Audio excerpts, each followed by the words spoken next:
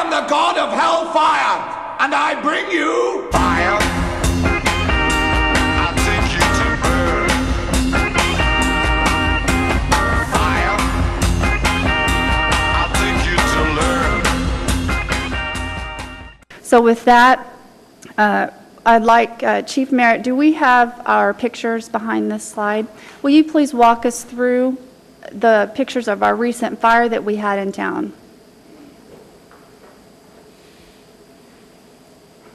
I think most everyone's aware that we've had the driest spring and early summer in a while, and part of the information that I provided for you is a description of what we call fuel moisture, 1 hour fuels, 10 hour fuels, 100 hour fuels, and I think most of us all understand those. And even though we had a pretty good gully washer over the weekend already, our 1 hour fuels, which are the flashy, grassy fuels, are back in the high danger standpoint.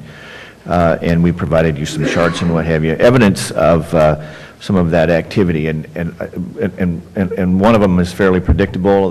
The fire on the 4th of July, which is on a somewhat southwestern exposure, fairly wide open up above the railroad tracks, which we've got pictures of.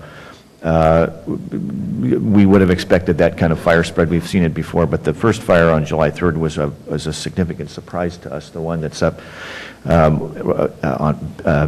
just beyond the end of McNeil was over an embankment, and you want to give me the next slide there.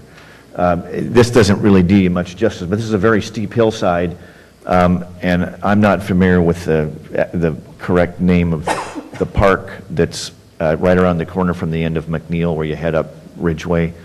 There's that little kind of a trail. Just beyond that park is right above in here. What you're looking at is a fairly steep slope, and it's under heavy forest canopy where you would normally find your fuel moistures are significantly wetter, and a fairly quick moving fire and a hot fire. We had one tree that burned up 15 feet up the tree. Was fairly labor intensive. Go ahead, Aaron. It was fairly labor intensive. I spent 3-4 hours on in this one in particular. Had a little bit of access problems, but probably the biggest surprise was that the duff and the moss and the fuels underneath there are so dry that it supported a fire of that magnitude. Go ahead.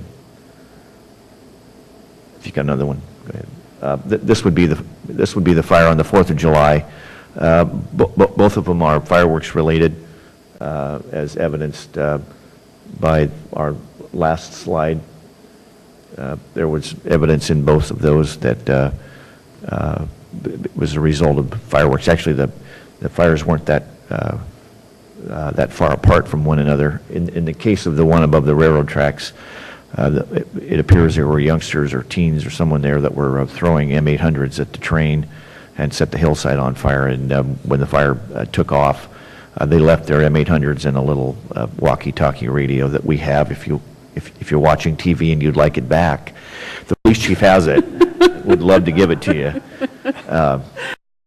Anyway, so that was the biggest activity that we had. I think we provided you a report for you that we have a number of other brush fires, both within our jurisdiction and out of our jurisdiction, and that we staffed up for it, and predictably it was a wise move on our part. We did use extensively resources from our partners, Pierce County Fire District 2, both staffing and shuttling of water in both of those cases because they were in poor access areas. Any other council comments? I'd like to point out the fire picture that we had up there on the hillside. You could see that it burned all the way down almost to the toe of this, well, down at the bottom of the slope to the top. I'd like to point out we had mutual aid from Pierce County Fire District 2. They brought an engine down, so they had firefighters shooting foam from the bottom up, and we had DuPont firefighters shooting foam from the top down to aggressively attack that fire. So consequently, why it was mutual aid is that we had our brush rig that we were able to send to Pierce County Fire District number 2's area to go on a call that was there. So that's an example of mutual aid and how we were able to provide that successfully. Chief Merritt?